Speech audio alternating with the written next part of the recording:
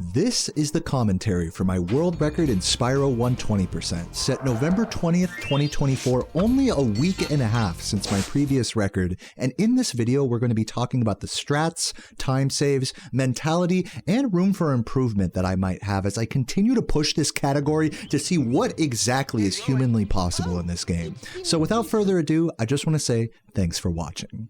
Now this commentary is recorded in a single take, so think of it as a watch party rather than an in-depth dissertation of the game. If you do want to see a highly edited and more informative commentary, check out the one I did for my last record of 120:38. Now that trick I just did there is called Nestor Skip, and essentially we flop on top of him in order to skip a 16-second unskippable dialogue. He's the only dragon in the game that's like that, but that's a trick that I only recently incorporated into runs.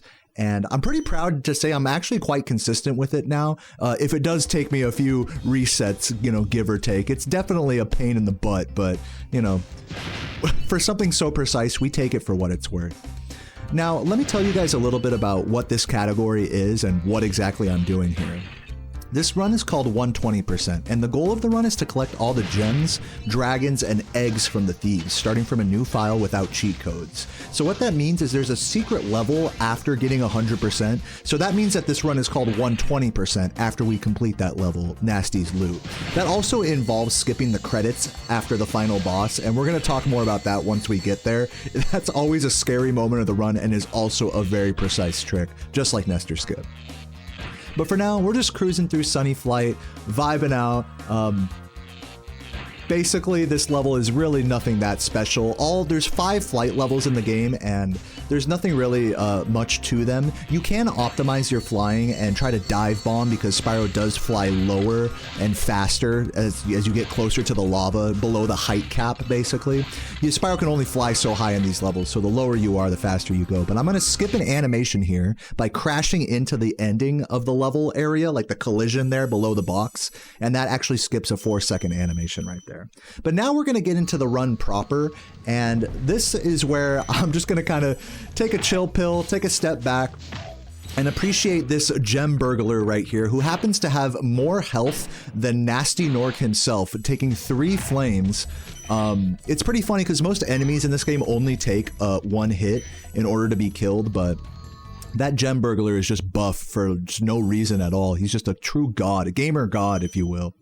And here we go into Dark Hollow. This is honestly one of my favorite levels of the whole game, and if you remember this level too, leave a comment down below. I gotta say it, like, this is just true S-tier nostalgia. If anyone remembers this game, you remember Dark Hollow.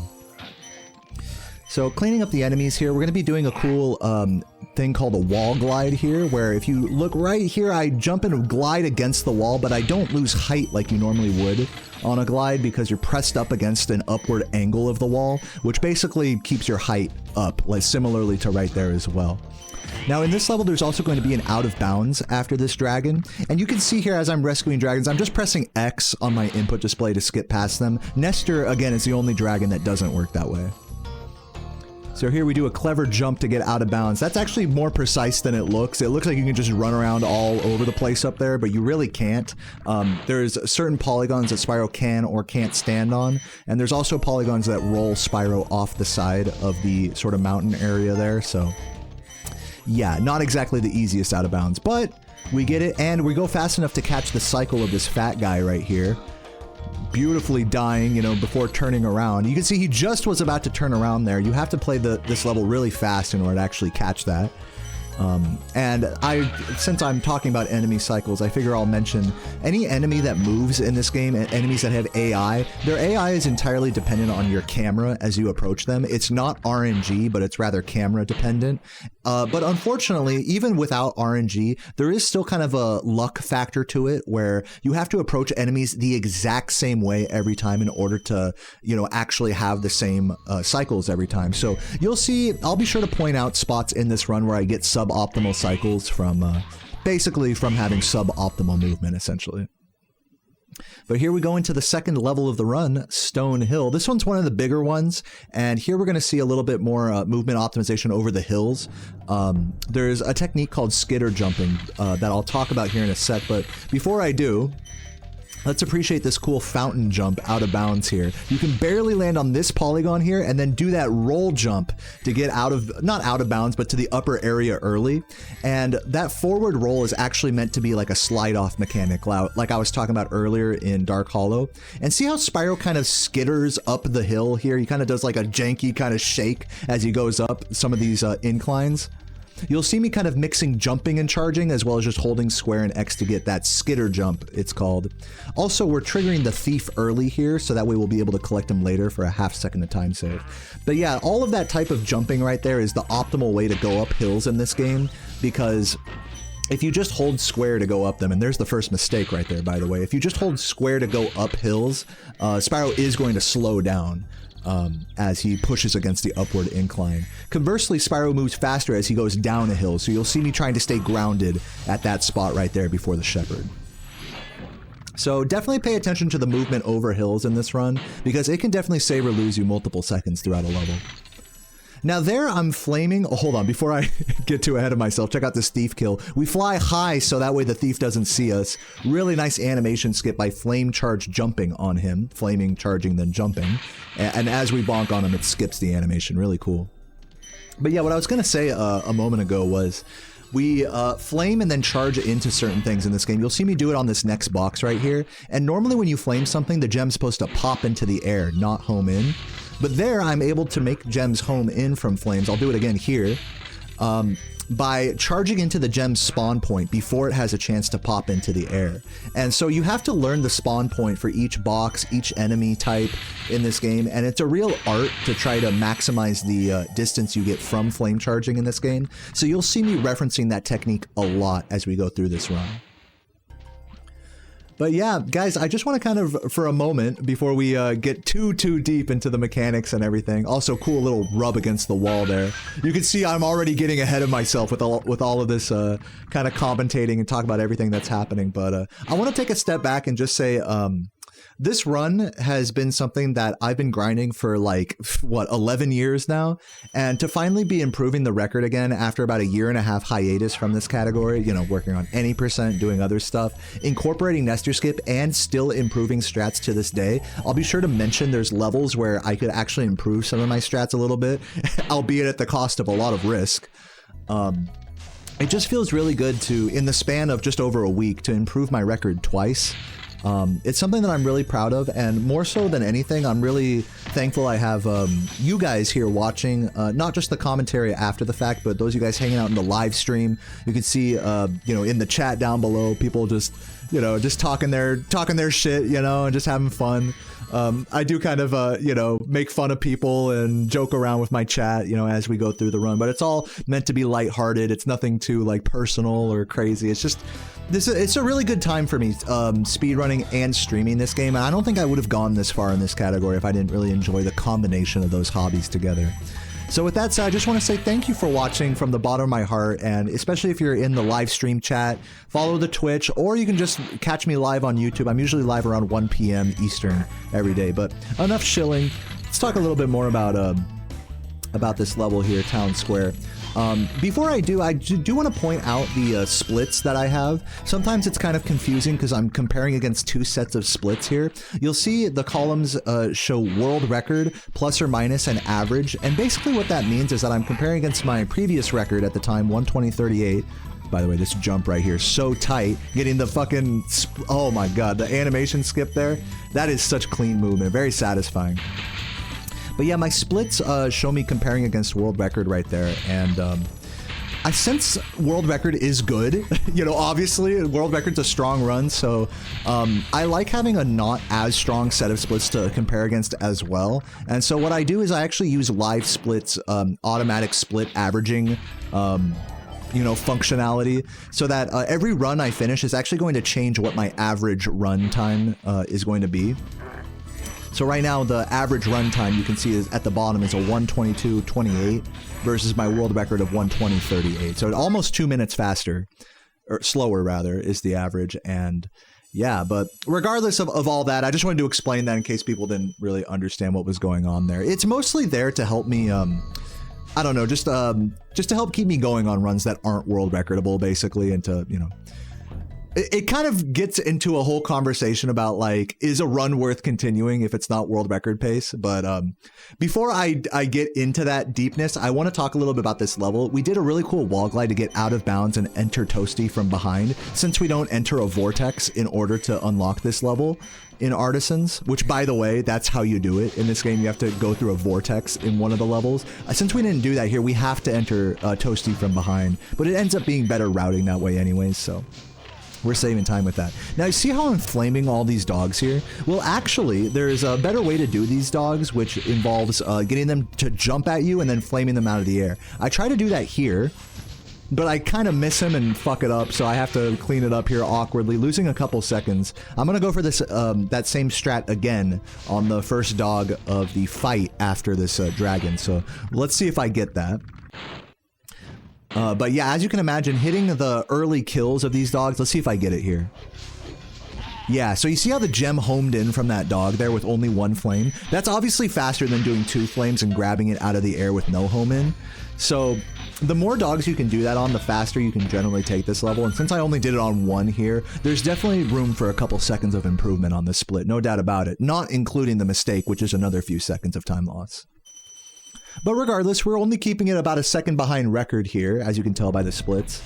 And we're finishing up the end of Artisans. There's actually another cool optimization that you can do here in the home world, which I'm going to try to incorporate for future runs here, where with this hill coming up here, this hill, we try to kind of lean further to the right and jump from lower. And you can actually do that, even though it looks like you wouldn't be able to jump high enough. You're actually able to do that by combining that skitter jump up the hill, like we were talking about in Stone Hill, with a full hop after. You actually conserve upward momentum into the jump by doing that. And so a lot of the kind of smaller optimizations that are being incorporated in the route now involve that sort of boosted jump or skitter full hop sort of abuse of the upward momentum. It's a really neat exploit that I'll be sure to point out if there's any other examples of. But without further ado, that's Artisans, first of 6 homeworlds in the game. And we're on a pretty respectable pace here, you know, keeping it well ahead of the average, well ahead of Night Flight, or, you know, well ahead going into Night Flight. I want to get back a little bit more into the speedrun philosophy here a little bit. Yeah, I've had a few mistakes and we're decently on world record pace, but I want to make something clear that like most of my runs that I complete are not, even by this point of the run, are not world recordable. 10, 20 seconds behind maybe. And I get a lot of, maybe not flack, but I definitely get some curious people in my chat about why don't I reset more often? And it's not necessarily because I'm so married to the record or I think I can bring it back, but it's because I really feel like this game is like worth playing and speedrunning beyond getting a PB, especially for how long I've been doing it now. I was kind of alluding earlier to, I just really enjoy streaming and talking to you guys. You see me kind of laughing on the face cam a little bit. I don't know, I just really enjoy chatting and talking and playing this game, even when my runs aren't world recordable. There's something really to be said for continuing, especially out of the early game, continuing a run that really doesn't have a chance to world record. So I just wanted to like clarify, it's not all about record to me. Really tight turn right there to get around the mountain without flopping. We barely clutched that out, and we're gonna again crash into this light post in order to skip the animation. You'll notice in my chat that that people are talking about Rolf. This was a funny thing about my last record. You can see a message that says Rolf is the new Oscar. In my here's some lore here, some chat lore.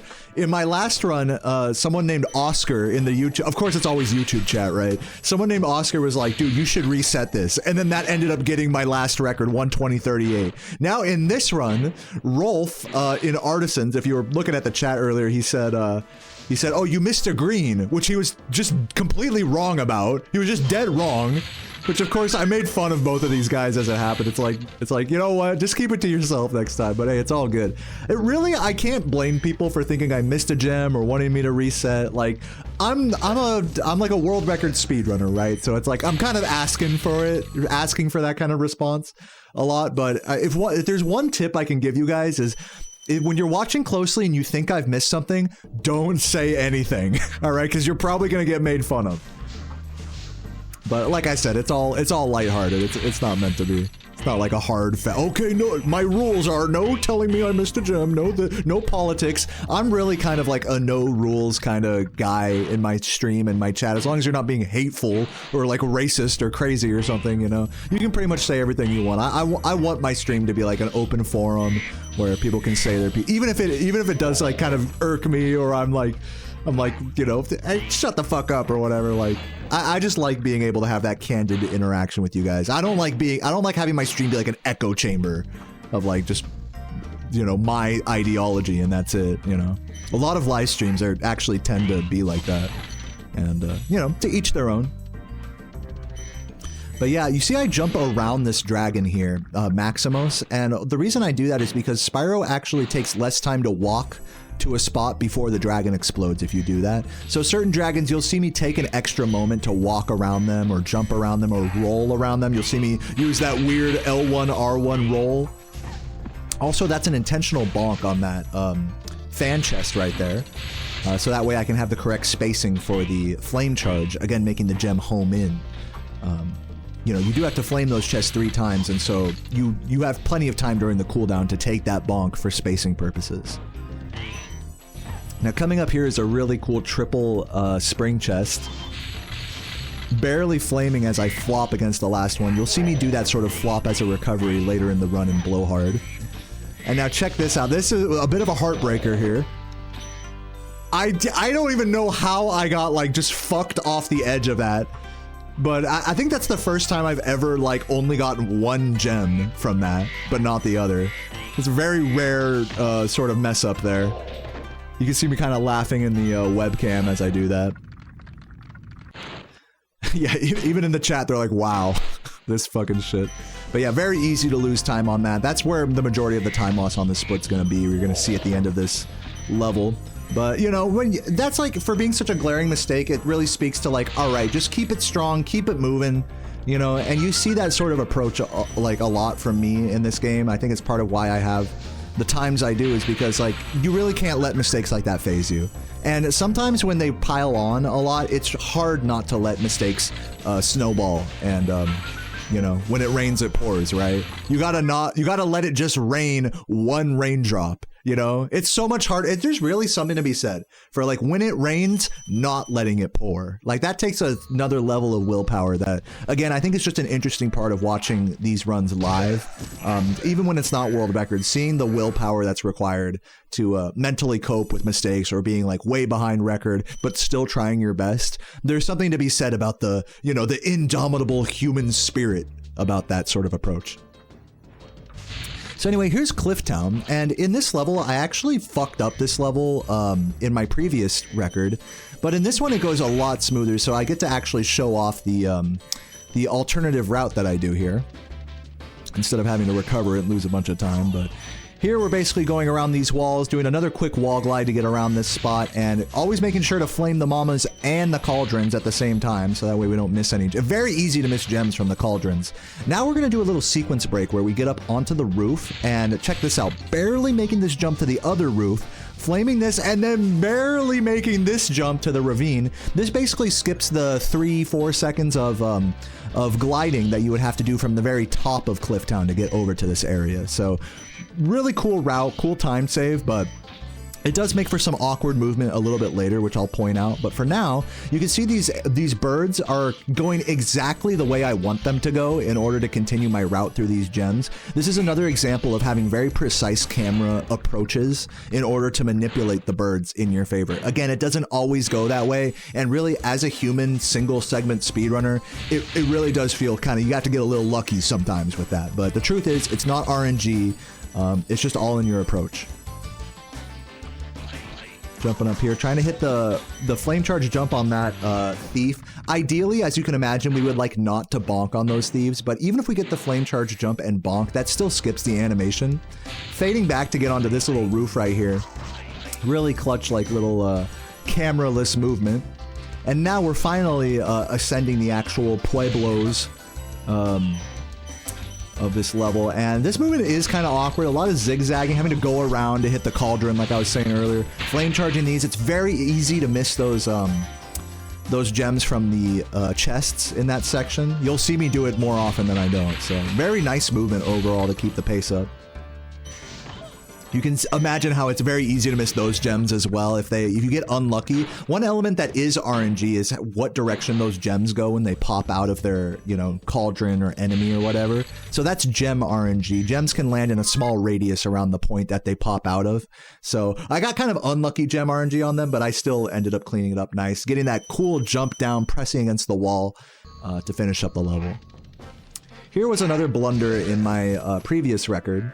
You can see how Spyro kind of delays a bit before flaming the cannon. You can actually jump into the cannon and cancel that delay, but I didn't quite get it here. Still though, I'm saving time on my previous record because I just fucked up terribly there. I don't have any other way to put it. It was just disgusting. You'll see me try to go for a fade back at the start of this level here, and watch this. Like barely. Oh, I faded back the wrong way, and it's because, you know, we're limited basically by the directions that we can point on an analog stick. So I'm trying to, from the camera's orientation, I'm trying to point down left in order to fade back left there at the start. Also, great enemy death there to get him to die early rather than further up. There's still, you know, movement manipulation happening here, even with all these enemies exploding everywhere, but... You know, without interrupting myself too much more here, just saying that the fade back jumps in this game, you know, you really have to trust in those. You have to trust in your movement in this game, and you have to press the buttons and just hope, you know, just hope that he goes the right way, you know? Because if you're slightly off axis like the start of this level, it could put you in a precarious situation very quickly. And in fact, you'll see throughout this run that I do miss a couple of flames trying to over-execute the movement. Also fun optimization here, you can actually flame the first cycle of Shemp there and jump into the dragon at the same time, like kind of like how we do on the Thieves. That is up to a second faster, though I don't know if I'm going to be incorporating that right away. But yeah, shouts to Squid, by the way. Shouts to Squid and Piggybank for doing a lot of micro route optimization in this category as of late. Without them, I wouldn't really be pushing any alternative routing. You know, I would just be sticking to what I know. And you don't want to get stagnant, I feel like, in this hobby. You don't want to just be doing the exact same route for more than, like, for too long. Because this hobby, as you can imagine, it can get repetitive. It can get tedious. And you got to keep it fresh by learning new strats. Even if it's a small 1 second, you know, not even 1 second time save. Learning those things, and even if you don't do them in runs or whatever, those things I really do think have a subconscious effect on you, that you're just more active in your approach to the game. And that I think that translates into runs, even if you don't do the new strats right away. Beautiful short hop of flame to get that box as I fade back there. Now, Ice Cavern does have some more of these optimizations, some of these micro optimizations. One of them being grabbing that red gem on the other side of the dragon. You can actually touch that red gem while you collect the dragon, so that's a bit of a time loss there. Cool little roll to get down this shelf. And if we go fast enough here, then we can actually get the snowball guy to be on the left side instead of the right, which we got there. And here you can actually skip the dragon, which I opt not to do in this run, just for safety purposes. It's about the same time difference either way. And on these poles here, you'll see me charge jump into the first one. Charge jumping into those poles cancels the bonk animation as you fall to the ground. Like, the falling and hitting the ground cancels that. So I try to do that on as many of the big enemies and the poles as I can, but it doesn't always work out. As you can see by that bonk right there, you know, some of these charge jumps just don't always work out in your favor. So here I'm trying to charge jump here to cancel landing lag.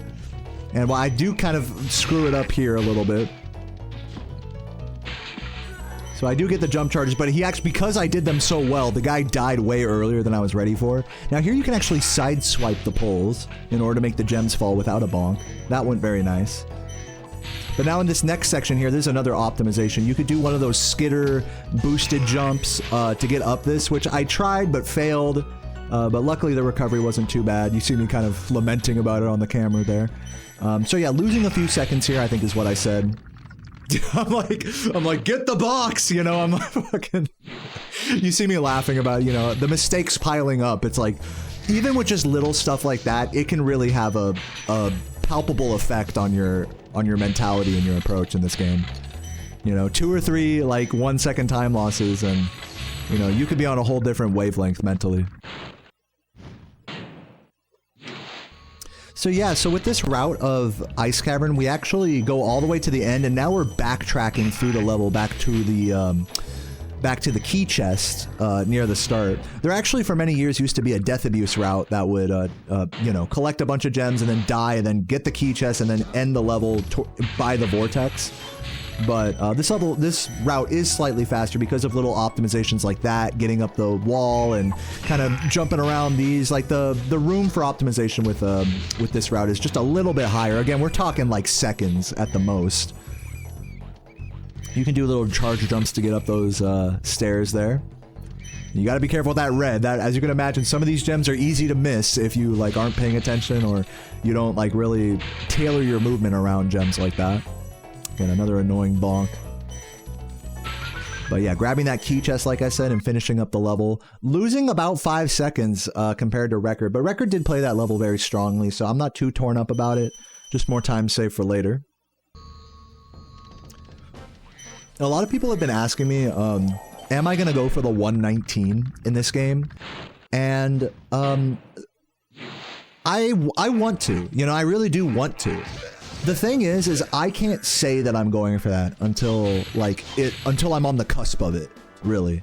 And right now, with my current record time at the end of this run is a 120.23. I'm getting there. I'm getting to a point where I can say, okay, we're going for 119. But really, I feel like if I'm being honest with myself, I'm going for 121x, 120.0x right now. I really feel like there's another PB or two left before I hit that. Who knows? Maybe I'll get like a crazy god run and just save another 20 seconds. Like, it could happen.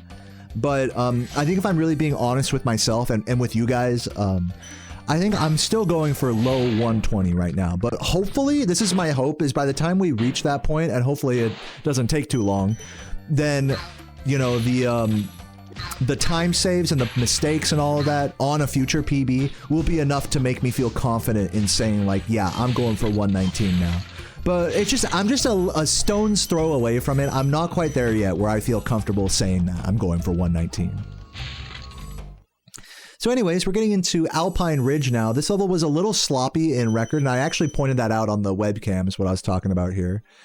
I'm also answering questions. It was kind of funny around this point in the run. I was answering a lot of questions about, like, you can see people asking about streaming and, you know, how to set up a capture card in my input display. And some questions I would like have to read super quick, like in the couple of seconds between dragons and levels. So, you know, I ended up sounding like Eminem rap god, you know, reading some of these messages aloud. So yeah, if you ever see me opening my mouth, that's kind of what I'm doing there. This part of the level is another cycle-based thing. Depending on how fast you go in the previous part of the level, it's going to affect what cycles you have here. I am on the ideal cycle right now, and you're going to see me catch these stairs right away here as they, you know, come out. And these druids, so annoying, because you can see I tried to flame him, but just, you know, like, you can imagine how quickly he gets away from you, and then if you run past him, it's just it's a whole nightmare. Like, any of these gems here, so easy to miss. And then if you jump down to the next area without grabbing a gem, it's like, you're screwed. I played it overly safe on that movement. You can see. You can see me a little salty in the webcam. I'm like, yeah, fuck that. You can definitely do that a little quicker. You know, it's just kind of awkward at that part with that guy's lowering platform, because when you're actually moving quickly in this level, you're on the optimal cycle. It's just ambiguous how soon he's gonna pull it down. So sometimes it's better to jump on top of it before it goes down. Sometimes it's better to wait, like what I did, but unfortunately I made the wrong call there, and I waited when I should have jumped. Or I zigged when I should have zagged, however you want to say it, you know. It's just hard to call that particular platform in the moment. Here's an annoying thing. I clearly tried to flame that guy, but because I was pressing the buttons too quickly, I ended up missing him. And then the guy on top of him, I hit him too high on his hitbox. And since, as I mentioned, gems spawn at a certain point with every enemy in this game, if you hit an enemy too high up, you're above the gem spawn point. And when you're too high above or below a gem, Sparks doesn't see it. It's like one of his annoying quirks in this game. And hey, while I'm talking about Sparks, let me just kind of get all of the Sparks myths out of the way. Sparks' gem collection, while frustrating at times, is not RNG. Sparks is actually a 100% consistent mechanic in this game, and it's all based on your proximity to gems and whether he's obstructed or not. So if Sparks is like trying to look around the side of a wall, he might not see a gem that he otherwise would. Also, you can see I'm Sparksless here, so I have to collect gems manually. And in fact, I do kind of a clutch recovery in the homeworld to grab a recovery fodder and then do a quick kill on the thief. So you'll be seeing that right here in this section. But yeah, Sparks gets a pretty bad rap in this game, especially because in Spyro 2 and 3, they really improved his range a lot, especially with power-ups. So, you know, I just want to say to all the Sparks haters out there, you know, learn to love Sparks, you know. If you really want to excel at this game, you have to accept Sparks', you know, quirkiness, accept his flaws and his shortcomings, just like any of the loved ones around you. I mean, nobody's perfect, right? And like Sparks is no different. You got to love him for who he is. If anything, you have to admire his consistency instead of, you know, admonishing his flaws. This level, High Caves, is going to be another one that's cycle-based, and those spiders that you saw in the cave right there are the big thing that I'm trying to be on top of the cycle for. I'm going to do a supercharge later that's important with that, and that bonk right there, you see me got a little pissed on the camera because that bonk could actually throw off the spider cycles from earlier in the level. Luckily, I think I was far enough away with the camera that it didn't actually affect the spider cycles, but it's kind of ambiguous at that point. If you bonk on any of those enemies or go slowly there, it usually ends up with an awkward platform like what I just went over there, as well as a spider cycle that could be potentially run killing if I fuck up the supercharge later on. So definitely feeling a little nervous at this point in the level, not really sure if this run's gonna live or die. But for now, we're just gonna clean up this back area of the level, do a cool supercharge at the bottom of the ramp here. Even though there's no arrows at that bottom part of the ramp, the supercharge is still active there. In fact, that applies to a lot of the supercharge ramps in the game. The supercharge effect kind of goes a little bit beyond some of the arrows that you'll see on these ramps. Try to get the quick kill there. You can see missing it there. I had to stop and wait for a moment to skip the egg collection animation, like manually, with the X button. So that's what it looks like to miss a thief skip there. A nice charge jump here. Now here's the big supercharge I was talking about earlier here. This is always a Hail Mary, and especially on this run, I'm just YOLOing it. If I was really playing it safe, I would kiss the fairy coming up here for a 5-second time loss. But since I'm just trying to keep up with record and just, you know, I'm just sending it on this run, we go past the fairy, barely dodging her kiss. She can cut you off with that. And then here are the spiders, beautifully in line with my supercharge. Again, if you're slow in the first part of the level, they'll be completely in ungrabbable areas, and you'll have to do like a whole turnaround, and it's a nightmare. But we got lucky here, it all worked out, and we're chilling. So yeah, I mean, you know, just vibing out. This is my, by the way, this is my first run of the day. Normally it takes like a few runs to get kind of warmed up, but luckily, and this, I was kind of talking about this earlier, I did a really big warm up on today's, you know, on this, before this run, I grinded for about an hour just doing save states and working on new strategies. And I really do think that had a subconscious effect on the level of active focus that I had. I was really thinking about this game in terms of, I guess with more humility, not like I'm going through the, you don't want to think about the game like you're going through the motions, but you want to think about it like, okay, I'm actively playing. Like, I'm used to all these motions, I am going through them, but I'm optimizing the motions. I'm not just, you know, we're not just completely piloting it. Here's a really annoying triple kill right here. I get a little scared because I'm too far left, but it ends up working out. That's always a scary part because the first green guy there, the first druid, can actually cancel your supercharge very easily. I think I was talking to Anya here in the webcam, talking about keeping my head up. You know, I'm like, hey, dude, this could still record. You know, let's not get down and out. Yeah, sometimes people get really I think, and it's, I don't blame Anya or anyone for this. I think people like just see me quietly focusing and they get the impression that I'm like in a bad mood, especially if I'm behind my splitch, which I usually am. And sometimes I am in a bad mood, you know, I mean, I'm human, right? But on this run, I definitely, as I said, was very active and into the run and still had faith in it, really. So seeing that message from Anya, I was like, hey, no, you know, turn that frown upside down. We got this still, at least for now. And you can see Anya coming around there in the chat, like, let's fucking go, you know. So, you know, sometimes I kind of have a bit of a, I have pause, you know, talking to people in the chat, like, damn, do I really look like I'm like struggling right now, even if I'm not?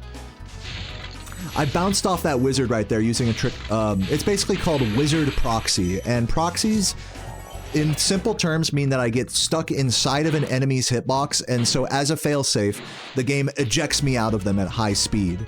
It looks really unusual, but yeah, there's proxies exist in a lot of games, not just this one. But yeah, in this game you can do that off of a lot of enemies, and in fact we do that off of the final boss later on in the run. So there's going to be a couple of more proxies in this category, you know, going on later in the run, but you know, since we have to collect all the gems and everything like that, we can't necessarily utilize every possible proxy in this game, you know, because we just have to grab everything. You know, we are limited by what we can do just by all the gems being we just have to get to every gem optimally, and with them being scattered around all over the place, it actually does, in a way, sort of limit the possible routing that's possible. But another category that doesn't do that, that isn't limited by routing, is Vortex. So if you want to see more, you know, proxying, crazy stuff like that, there's pretty much a proxy or a damage boost crazy strat in like every level in that category. So I always make sure to shout that out here when I'm talking about Wizard Proxy. Drink some water here. This section's tough because not only are the flame charges a little bit difficult to hit because the enemies are a little bigger, but you have to perfectly wait for them to spawn like that before collecting stuff. If you miss any of that, then it kind of just throws you off cycle, and you can lose a lot of time in that ending area. I tried to roll into the dragon there, but I was just like a freaking pixel away. But still jumped into it. Still managed to only lose a second on PB, which is really good. You gotta remember, when I'm comparing against world record splits, some of these levels went very well in world records. So in a level like Wizard Peak, I'm happy to be losing a second, you know, instead of more time.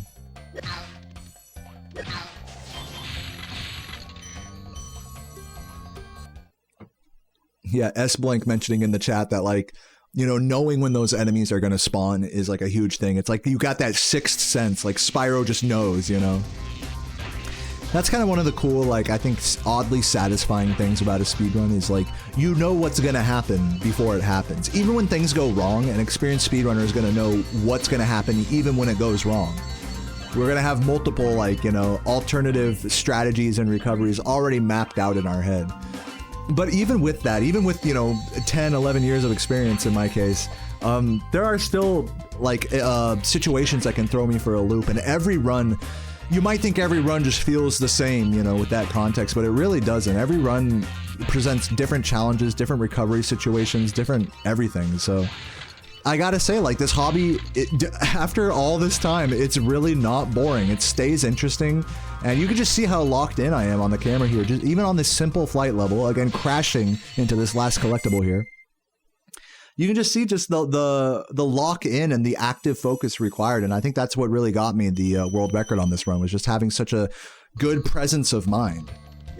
You know, might seem obvious, but I mean, like, if you find the run tedious, if you feel like, oh, I'm bored of this, I've done it so many times, I mean, that's going to bite you in the ass on a run like this.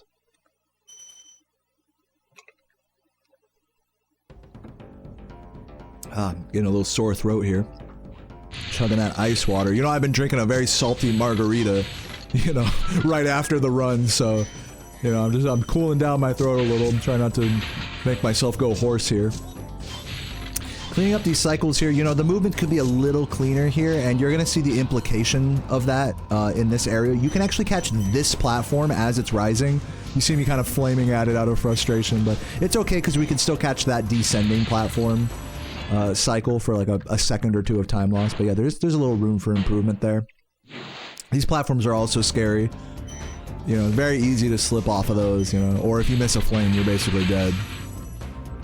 And now here comes Blowhard. Blowhard's a weird boss because you have to jump to hit him, basically. His hitbox is on the yellow part of his, like, whatever, beard.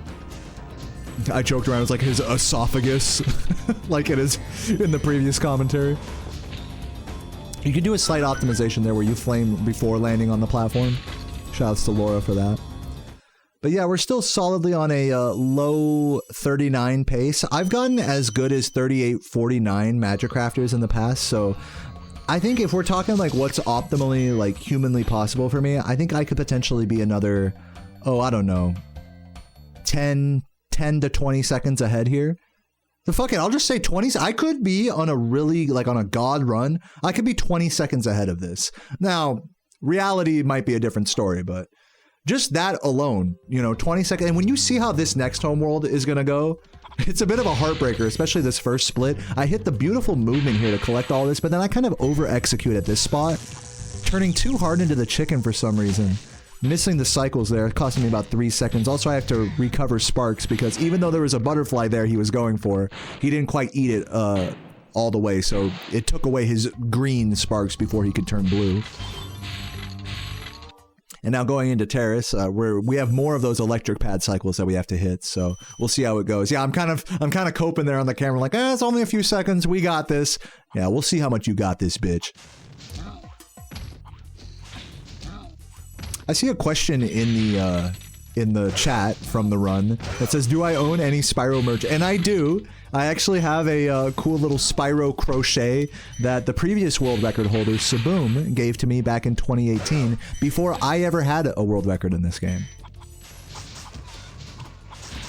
That was tragic right there. Missing the fucking flame charge on that fan chest and having to recover this. It wasn't the worst recovery, but it is enough to put me behind cycle on the next section coming up after this. So these are just the implications of having suboptimal movement in a level like this. Is what should be like a 1-2 second time loss is really, this is gonna be like a 3-4 second time loss on top of the homeworld 3-4 second time loss. So time losses on time losses kind of piling up here, but at least, you know, keeping it strong, not giving up yet, hitting the little wall glide, coming around, making sure I'm collecting all the gems, not getting too hasty. You know, sometimes when you get behind on cycles like this, the tendency subconsciously is to play a little faster to try to catch up. But you can't be hasty in a section like this because you will miss gems. Especially, look at how many gems are going to come out here. You know, it's like you gotta be very measured with the movement. You see just how much I'm walking there to make sure Sparks sees everything. And now I'm really trying to time my glides and jumps so that way I can land on these platforms right as they, you know, lose their electricity. But this is still technically a cycle behind of the charge pads that I would want. But still catching it. Also at this point I'm contemplating grabbing an extra sparks at the end of this level, which you'll see how that goes in a moment.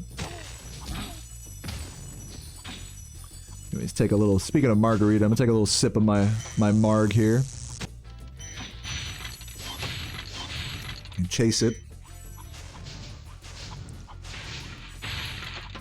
Alright, and as we clean up the rest of this level here, I have an opportunity to grab another sparks.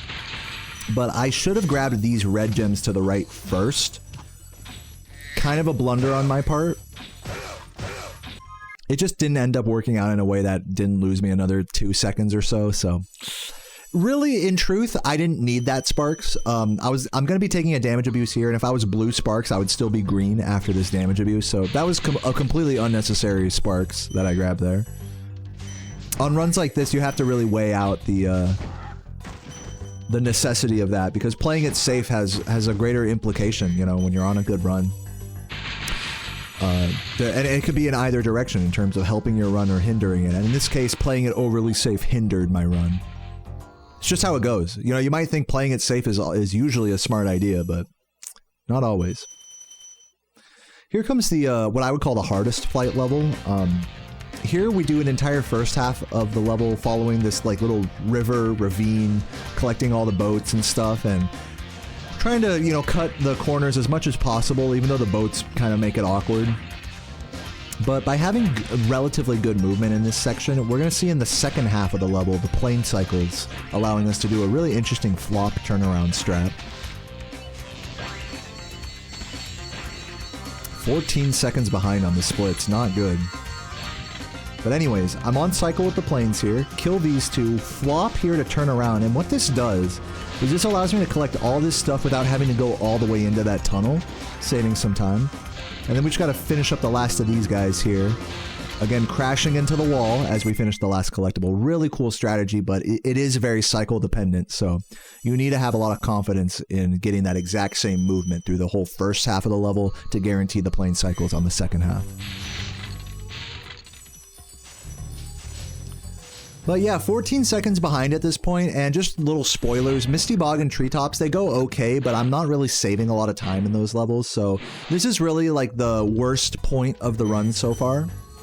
And we're going to see kind of why that is. Talking enemy cycles, we're going to see the frog cycles in this level kind of be not terrible, but they're not in my favor either, so it's really going to be all about the recovery as we progress through Bog specifically. You guys may remember that this level has a ton of like enemies that dance, that move all around and stuff. And again, while that stuff is camera dependent, not RNG, you do have to get kind of lucky with the movement. You see kind of me having to slow down for those shrubs. And the way I approach these guys, kind of, this one here kind of went a little further to the right than I wanted, that second frog. And then, you know, ideally these two are perfectly in line for you, but this one kind of ran out of the line that I wanted. But, you know, just a second or two lost, keeping it strong. You got to be ready for situations like that in this run. You can't, like, ever expect that every enemy cycle is going to go your way on any given run. So, I'm ready for that stuff. I'm fucking sending it, you know. Grinding down the wall and pushing up against that wall with a charge glide, or a charge jump in order to grab both of those yellow chests is a very cool strat. And now here I'm hoping for all of the frogs to perfectly line up in front of the hog as it charges towards me. Unsurprisingly, that did not happen. So losing another second or two there. And with these boars, these hogs, you have to very precisely flame and then charge in order to get them. They're moving flame charge targets, so they're some of the hardest enemies in the game to flame charge consistently and accurately. So really good that I was able to hit the flame charges and the gems homing in on those guys. Way harder than it looks. Speaking of harder than it looks, this movement right here is less forgiving than you might think. Some ledges in this game are just, like I said, more forgiving than others, and I guess it's just the way the edges like collide, you know, with the floor and the wall of them, that sometimes, like right here, you can see how those edges are really pointy. So you kind of have to get a little higher above them in order to ensure that you're not going to be bonking and losing a shit ton of time there. But then other ledges like this one are like more forgiving. They're almost like more rounded and allow you to charge onto them from a little lower. Of course, as you can imagine, you know, I could still push that sort of, you know, lower charging onto the ledge movement a lot more in this section. It's a real game of it's a real what's the word, risk-reward game with that, because the harder you push that, just the more runs you're gonna end up killing as a result. And this is one section where you'd rather play the movement safe, at least as far as that goes. Again, this that inner area, although I did not take damage, I missed a flame charge at the end, and it was a little sus, but, you know, probably could have been a second or two faster. So you can see there's 3 different sections in this level where just from enemy cycles alone, despite having good recovery, I could have been maybe 2 seconds faster times 3 sections. I'm losing like 6 seconds there. In reality, there's a lot of time save to be made in that level. This hog not going the right way that I want as well, so having to spend another second or two there. You can see how time losses, especially from enemy cycles not going your way, can really add up. But all you can do as a player is just keep it moving. Just keep freaking recovering and keep playing. Keep talking. You can tell my my attitude. I'm still chatting, you know. I'm explaining to Sailor Pat in the chat there about you know, setting my splits up and all that. So I'm keeping it chill, keeping it mellow. You know, I'm not like nervous or anything. In fact, I think my run is dying at this point. I've been in this situation many times. And as far as I can tell at the moment, like, I'm thinking there's probably no chance I'm gonna world record this run. Maybe not no chance, but like, it's holding on to a small sliver of hope at the moment. Or in other words, I've seen more of these die than succeed. So I'm not new to this. I've seen this movie before. We're gonna jump charge into this supercharge ramp, so that way we don't have to jump off the end of it. And unfortunately, I do miss that first fan chest there, which is going to cost me 2-3 seconds. Having to flame it, that's annoying. And we're going to do another non-jump off the end of the supercharge ramp, saving us hang time and allowing us to hit those spring chests and everything else quickly. Didn't have to pause there because I was able to visually confirm the red gem homing in there. Sometimes I do have to pause to make sure I got all the gems there. It's one of the only sections in the run where I do that. And some of you may be frustrated to know that you can just jump all the way to this island. Again, by abusing the supercharge momentum, jumping and charging onto the top of the ramp, and really delaying your jump off the end of the ramp, you can get much more height than the developers intended. So ordinarily, you're supposed to like charge around the whole level to make that jump, but you don't have to do that. Some more sloppiness with that box, but cleaning it up as good of a recovery as I can. The recovery has been very strong this run, I gotta say. There's been a lot of mistakes, but a lot of good recoveries as well. Another missed flame going on to that guy, but I, reflame as quickly as I can. Every mistake that you've seen so far has been less than 2 seconds, 2 or less seconds of time loss. Any one of these mistakes, for a lesser player, can easily spiral into 5-10 seconds of time loss. Getting all stuck in the camera and turning around animations and stuff. So, the recovery is strong despite some sloppiness. Barely making it on this platform, using the side of the tree to bump up to this upper area early. Again, saving me from having to run around the level, and being such good presence of mind there not to jump down early. I could have so easily thrown my run there by being in a rush and going down that shit early, but I knew that flame charge was going to be a little sus just in that 1 or 2 frames as I was doing it, and I waited, and thank God I did, because I have world record now in that because of that. Like those little, knowing when to wait a beat in a game is so important, and knowing when to have the confidence to not wait is also important. And waiting a beat there saved this run. People may not even realize. I beautifully get the out of bounds here, squeezing against that enemy against the wall. It's a kind of an unusual sort of exception to the rule in this game. When you get squeezed between 2 pieces of collision in this game, normally you end up with a proxy, where you get bounced up into the air. But in this particular case, you get squeezed through a wall. Don't ask me why that is, it's just how it works there. But yeah, by doing that route, I am saving some time. Unfortunately, missing that spring chest. But again, just getting right back down there and keeping the route strong, respectable. If you're fucking up there, you could get hit by the banana boy and knocked off the edge. And I was scared about that, for sure. Like, I made that look like it was nothing, but that was actually a very scary moment there. Again, here, just barely missing the guy. I missed the glide to extend the flame a little bit there at that spot. So getting a little you can see on the camera, I'm kind of like, wow, what the fuck, getting a little frustrated at the sloppiness. Also, important context is in world record, I played this level even sloppier than this. So I'm really trying my best. I know in this level, I even say it before I enter, I'm like, this is make it or break it, because if I play this level too sloppily, I'm not going to be able to bring it back anymore for record. So I'm just trying so hard, despite a couple of mistakes, to keep the recovery as strong as possible. Active focus. Now here the metalhead fight is not too difficult, so you see me kind of chatting, talking, whatever. Pretty standard stuff. That yellow gem at the top there that I grabbed last can sometimes troll you. You can throw an enemy out and cost you a lot of time with that. Luckily not the case here. Heading down to these pylons. If you haven't seen the other commentary, you can see me beatboxing here.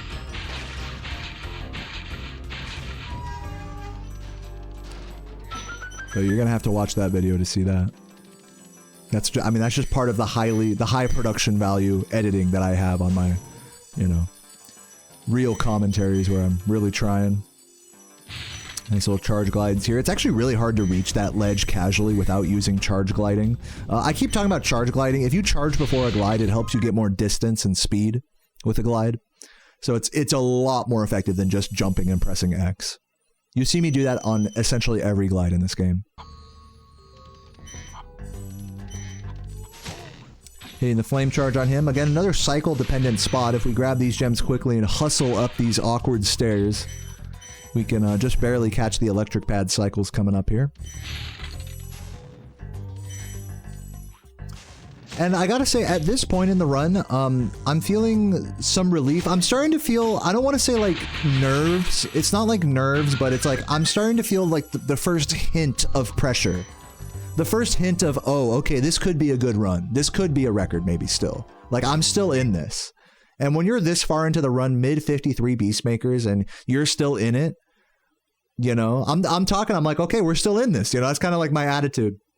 And I'm just trying to keep it together. I mean, really, I feel like so much of my mentality in these games is just trying to keep it together and not like lose my cool, not get mad, not get too distracted by my chat or my stream, not, you know, just keep it cool, you know. And so far I'm cool as a cucumber, you know.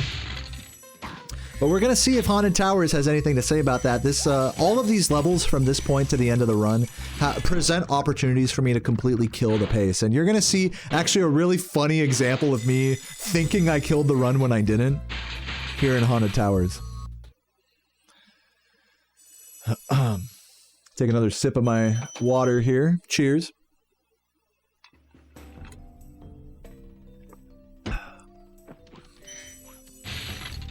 And hey, if you're enjoying the run so far, please drop a like, you know, drop a little sub.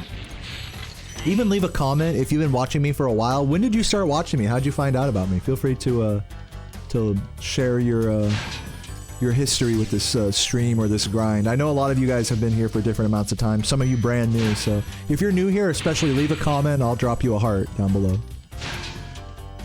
So look, you see me. I'm so upset. I barely missed the metal door there. I never missed that. I yelled there. I was like, oh! So upset. So now I have to go to this area early to collect this stuff. But this is actually the ideal recovery because now I'm collecting these gems early. I did have to get kissed again, which is a time loss. But really... hold on. I gotta hit this little strat here, see if it's really dead. So I still hit that proxy right there. And I'm in my head, I'm thinking like, fuck, I think my run's dead. It's over. I'm like, how did I miss the fodder there, you know? I'm like just getting fucked at every... You know what I say, right? It's like when it rains, it pours. And we gotta stop the fucking rain cloud. The rain cloud is manifesting. We gotta suck that shit up with like a leaf blower or something, you know? Suck that fairy up, you know? And I'm like, at this point, I'm thinking it's dead, you know? I think I'm losing 10, 20 seconds. I can't world record this anymore. But let's just see what happens. I'm staying in it, you know? I hit all the flame charges on those Knights of Armor, which are very hard to do. Those particular enemies are some of the hardest because their gem spawns higher than other enemies, which usually means that you have to be airborne to some degree to hit the flame charge and get the gem to home in. So I'm just keeping it moving. I'm salty right now, though. You see people in the chat being like, look at this guy throwing. I actually had a little outburst. I was like, oh, I love speedrunning, you know. Just like some weird, cringy expression of frustration. Laura, you can see Laura gave me a 6 out of 10 on the cringe meter for saying that.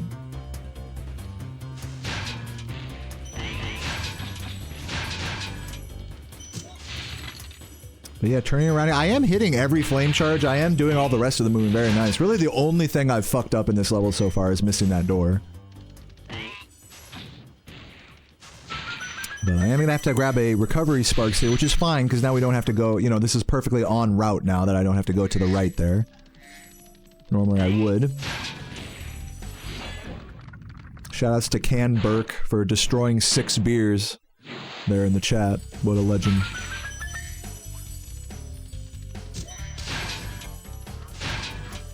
Catching another sparks there. Back to gold, which is actually kind of unusual here.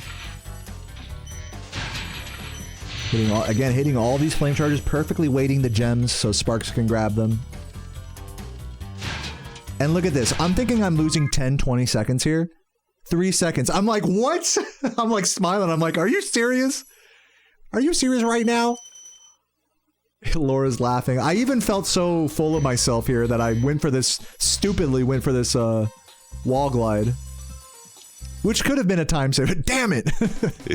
You see, could have been a time save. And Laura actually eloquently will point out here in my chat in a sec that I ended up losing as much time in that entire level of Haunted Towers as I did by missing that wall glide and not just death abusing immediately.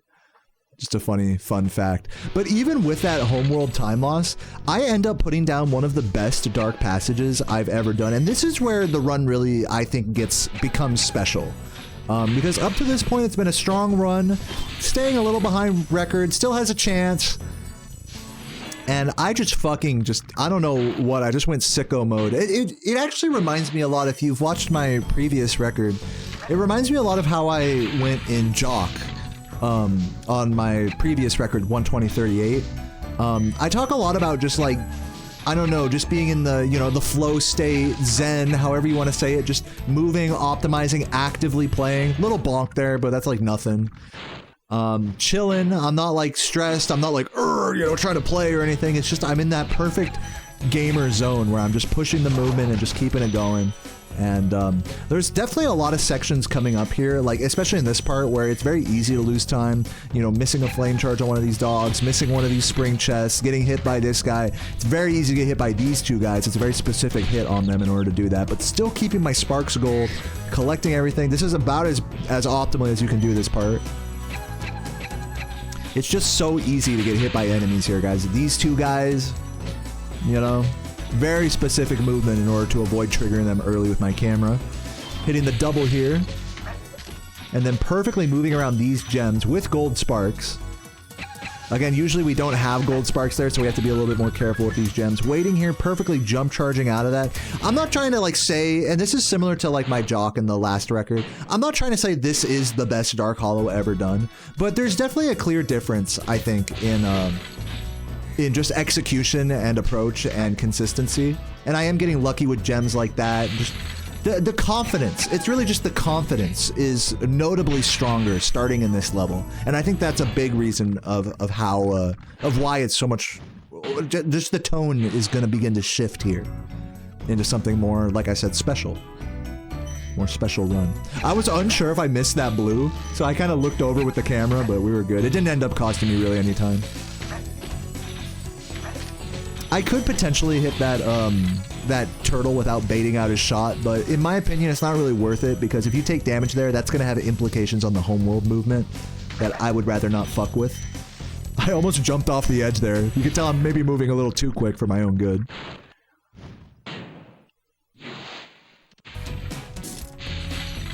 Grabbing the last of these gems. Nice gem RNG to grab those two blues early, so that way I can hit these guys pretty quick.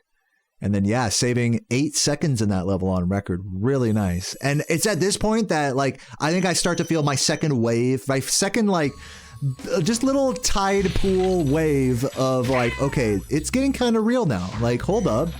Like, wait a minute. Hold the phone. This could be it. I even joke around here at this part. I say, I have a bad feeling that I'm going to get cannon glitch here, which is a thing where the cannon can't hit one of the two guys coming up here. But I mean, I guess as you can imagine, you know, spoilers, that did not happen. I say it right here, I just know I'm getting cannon glitch here. It's like, it can't go this well. It can't go this well, you know? I'm thinking in my head. Like, God has to shit on me at some point, right? I'm like, nice, okay, we're good. You see me in the camera? We're good, man, we're good.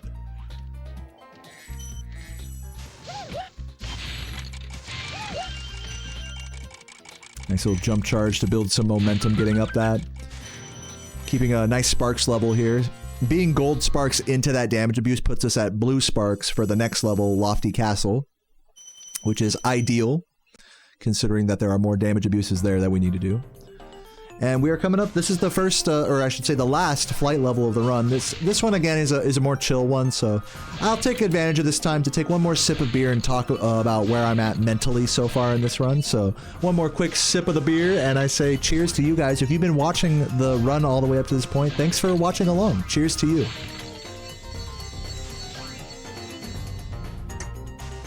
So this level is really on good runs, this level is the preamble. It's the prelude to shitting one's pants. Lofty Castle, the next level after this, has such hard strats that really just don't go your way every time, no matter how good you are. That it's really, this level is a whole mental preparation for me, where I'm just playing, I'm just keeping it together, I'm chilling, I'm like training myself not to talk to chat too much. I was talking to Laura a little bit about some jock strats when I really should just be focusing here, in all honesty. In these 3 boxes, allowing me to kind of push down. I love that little strat where you push down into that area. I would not be able to go for that strat, by the way, if I wasn't blue sparks. I would have to grab a fodder at that point. And now here comes Lofty here. I'm like, all right, it's always like going in itself. It's like, all right, here we go. It's like make it or break it. This is the second or third, I would say, real make it or break it part of the run, pace-wise. Everyone talking Lofty in the chat. You know, you can feel the energy, you know, in the chat. Like, it's palpable that it's like, this could be serious or it could be nothing. And in speedrunning, it's always most likely gonna be like a dead run, right? It's most likely gonna be nothing. Like each of these little like tests, each of these little make it or break it moments, it's you expect for it to break, you know? So each test that you pass, so to speak, is a real, it's a godsend. It really is. Hitting that damage abuse just in time to not take damage. Keeping the iframes from the, you see that red gem trolling there. Luckily, that was pretty much the most glaring error of the level, was like 2 seconds from that red gem, but the rest of the level went almost perfectly. Just spoilers. Also, you gotta check out these splits here, man. Like, +1 on record. I have been behind world record literally the entire run. And now I'm finally presented with the chance to bring it ahead. So the pressure is just so real, knowing that this level is like a coin flip, especially with the supercharged section. This is easily one of the hardest, if not the hardest level in the route, the way I play it. I mean, you can just tell with this strat I do right here. Like, take a look at this. I mean, the shit is just wonky. Like, it's just so wonky the way this level ends up playing out in the speedrun at a high level. This level actually has a fun fact. This level is the most rerouted level for amongst, you know, lower level players. There's actually supercharge-less versions of this level that people do. Of course, all of them being slower than what I'm doing here. And here comes the fabled supercharged turnaround. Let's see what happens. I stick my tongue out there. You can tell I'm really going for it. Turning off to grab these, jump early, and then hit the bump off of that curb, barely making it. And now at this point, I'm nervous. I'm officially, it's like a shot of adrenaline. It's like an EpiPen into my eyeballs right now. It's like, oh my god, okay, like, go, go, go, go. You know, and you don't have time to react. That's the other thing, is you hit that strat, and you don't have time to react. You just gotta keep playing. Because as you can imagine, it's very easy to miss some of those enemies or fuck up or die. You know, there's just voids all around you. Very nerve-wracking part. You can see me kind of flaming slowly there. Nerve-wracking, you know, and you can feel it. But you see the hype in the chat as well. Like, it's so exciting, man, being on a good pace, knowing you're ahead of record on a level like this. This is where, like I said, it's like the run really feels like something different, something special at this point. And that beautiful double there. And look at that. Barely missing the blue, but having, again, waiting a beat, not in a hurry. Think of how many players would have nervously exited the level there. Not me, bitch. That's that fucking playing for 10 years, you know, sort of shit there. That, like, you having that presence of mind under pressure to keep it moving, knowing when to push it and when to wait a beat. Oh my god, that's everything. That's everything when we're talking about experience as a player. So yeah, that's already 2 points so far in the run. That thing at the end of Treetops, as well as that wait right there, the repause there, really just admirable hesitation. Like a good hesitation. There's good and bad hesitation, right? That's good hesitation. To where you're not in a hurry. And so yeah, we're officially ahead of world record now, but we don't have time to celebrate yet because my previous record had, notably, as I mentioned earlier, one of the best jocks I've ever done, if not gold, near gold split. So I'm just trying to lock in and keep it moving, get in that zen kind of flow state again.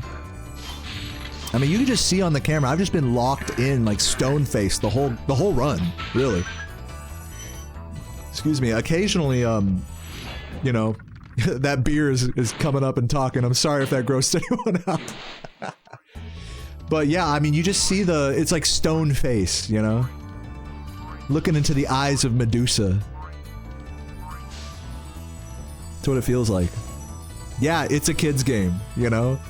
And it's that intense. It really is that intense. Looking into the soul of God, looking into Kingdom Hearts itself. That's what it feels like right now. Is that kind of silly when I take a step back? It's like that this game really takes me there. Yes. But you know what? God damn it, it's the truth. But man, I mean, just clean. Like, you know, like there's no issues here. Keeping it so solid, hitting all of the... I mentioned this in the last record thing. You'll see that when I go into those platforms that have wind tunnels, that I perfectly jump onto the side of them and then jump into the wind tunnel to preserve upward momentum. That's how you know I'm locked in, is when I'm hitting those. You'll see another one of those right here after the dragon.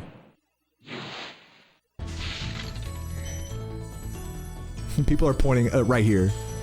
People are pointing out that this is the first run of the day, but I will point out again that I had practiced for extra long today, so I was already pretty warmed up, pretty actively brain engaged by the time this run really even began. That's the value of a good warm-up, especially warm-ups where you're practicing new things. I mean, I really believe that warm-up is what unlocked my potential today. I really do. And the funny thing is, on that warm, I didn't even incorporate really any of the strats I was practicing that well, but it was just the activating the mind and humbling yourself to say, all right, I'm going to unlearn what I used to know and try something different.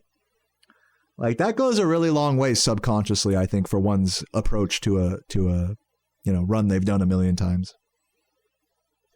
Anyways, one more sip of the marg here as we get into Gnasty's world, somehow saving up to almost a second in Jock there. I mean, that was a really solid Jock. Cheers. And as Abigail points out in the chat there, I have not just 7 seconds to save and loot, like 10 plus seconds to save and loot. I had a really bad... I really should not have world recorded my last record, the 1:20:38. It was one of the worst loots ever. So being ahead here is extra good, because even if I fall a little behind, it can still record. And you'll see in these next 2 levels a couple of small blunders towards the end of them. But overall, good execution. I'll be sure to point those out as we get there. But yeah, man, the intensity, dude. I gotta say, like, overall, it does feel a lot more chill, this particular run, this particular record, than my 1:20:38. I don't know if it's just because it was the first run of the day, or because it was kind of behind at a point. But it just felt more mellow. Like, I didn't have a crazy pop-off on this run. I didn't, yeah, I don't know. It was really intense, don't get me wrong. I mean, these runs are always so intense when you're on world record pace this deep into the run. But yeah, I think I really settled into this run in a really nice way, that I'm able to control that pressure a little. I felt like I was able to control my, the nerves a bit better on this run. I wasn't able to get rid of them, mind you. I'm still, at this point, I'm starting to probably shake a little bit. In fact, I remember in this level, my hands were sweating on my controller. To like wipe them off on my, on my shorts. Barely getting the cycle on that guy. That's kind of luck. Not RNG, but luck based on your movement up to that area. Here's where we start to see a couple of blunders here. So first I missed that red, which is not a big deal because you have to wait for that red there anyways. But here, this is like crazy. Hold up. So being able to get all of those gems from those guys on the TNT crates is usually dependent on not hitting the TNT crates. If you hit those TNT crates, you get hit and get knocked off. Aware that I missed the blue there, by the way. And here's another weird thing that happens. Not that damage. That damage was just... Actually, that damage was the weird thing, because I tried to full hop. If you look at the input display back there, I tried to hold X, but I got pushed down, I think, by some, like, latent hitbox from the enemy. It was weird. That was a whole weird section, and then I had to turn around for that blue, so definitely losing... Whatever time save I may have had here, I definitely lost in that section, but yeah, I will say, despite the sloppiness, it could have been a lot worse, for how I played that. It could have been a lot worse, so I'm thankful overall that it was only a 3-second time loss there instead of like a 10. Again, the strength of recovery really making the difference in this run.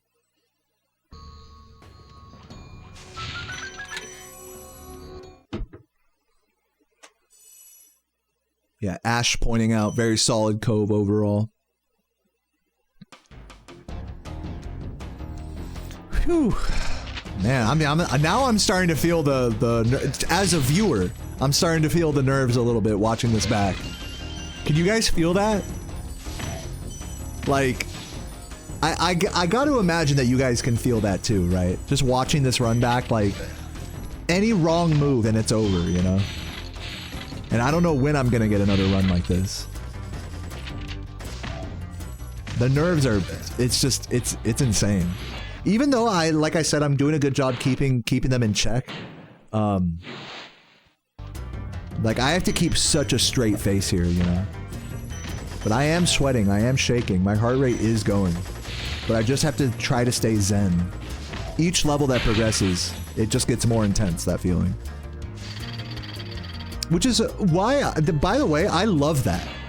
You know, you gotta love that feeling in speedrunning, of just being ahead of your PB that you've been working so hard on, and just like feeling that pressure and feeling the energy. It's like, it's electric. It's like the universe, like, you feel this universal electricity type of shit. I don't mean to get too hippy-dippy about it, but I mean, damn. Like, you really, in this hobby, I live for that feeling. It's like a drug. It really is a dopamine hit. Unironically, it's just like drugs. It's better than drugs, actually. It's better than drugs, and here's why. Also, this is a time loss from that yellow gem there. Besides that, that was a good section.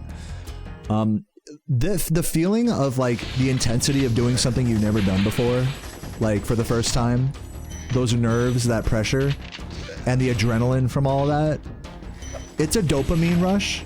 Endorphin rush, however you want to put it. Look at this recovery. Very nice to grab this gem and clean up this guy. I turned what should have been like a 2-3 second time loss into like a 1-2 second. That was really nice. It's better than drugs because, and I heard that by the way, the Rixer rated me right there, so it actually, I had to listen extra hard to hear that gem. I could have easily missed that, so that was another clutch, like, awareness, you know, not trying to go too quick sort of moment there. I've done drugs, guys. I've drinking too much alcohol before. I've smoked too much weed, whatever. And one thing I can tell you is, unlike drugs, the deeper you get into like a personal pursuit, a hobby, something like that, the better the feeling gets. Whereas with alcohol, the feeling, at least in my experience, is best at the beginning on your first drink. That initial buzz is the best, and then it goes downhill. In speedrunning or in any personal pursuit or anything like this, it only gets better and better. Whereas with drugs, and this is the big difference, is that it only gets worse and worse. Just an interesting comparison, because it is quite a drug-like effect. Both activities release dopamine, you know?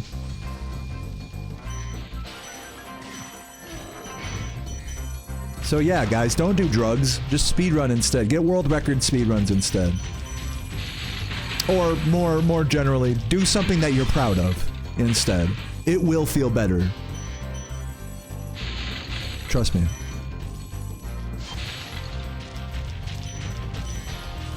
In the chat, he's like, smack his ass. The horny ass YouTube chat, these fuckers. No, and I'm so, again, the nerves are at their max at this point right now, because I'm just thinking, like, are we gonna fucking choke it? Like, are we gonna get credit skip? And also, it's worth mentioning, I do a different version of credit skip than I have in previous years, where I go for a single shot. And you're gonna see I actually bonk before going for it, which was really scared me. Take a look at this right here. Bonk, oh shit, and then single shot. Am I close enough? Send it. Boom, get the proxy, cut it off nice and early, curve it around, and nail that shit. Good, and I'm just pump the fist. Oh, you feel that? You feel me looking with the, oh man. I can't describe that. Just that fist pump right there, like looking with like the intensity of 1,000 suns into the camera. It's like at this point, it's like I'm beyond the point where I'm like, woo, yeah, baby, fucking moist critical. I'm beyond that. I'm like the intensity is just so far beyond that kind of pop off, you know?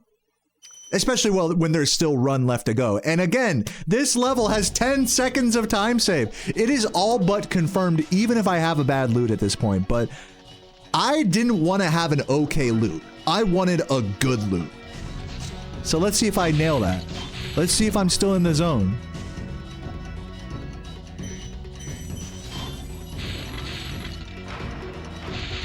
Getting all the doubles, all the freaking chests and everything. Jumping and chart and gliding. Barely! Look at that, barely hitting that fucking firework. I thought I had missed that, but no. Game gave it to me.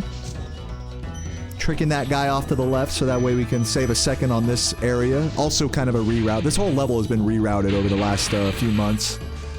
Now, in the previous record, I went left there and skipped these boxes for later. But I learned my lesson from that, and now I'm just grabbing those boxes now. It also allows me to almost get the early plane hit there, which you see me get kind of like, ooh, on the camera. But that's okay, it doesn't matter, because we can just hit them here for minimal time loss. And even if I miss that flame, I don't have to worry about turning around and fucking it up and stuff. Like, it's much, much more comfortable for me. And then the last hurdle to get over is this quick plane here, which I perfectly nail.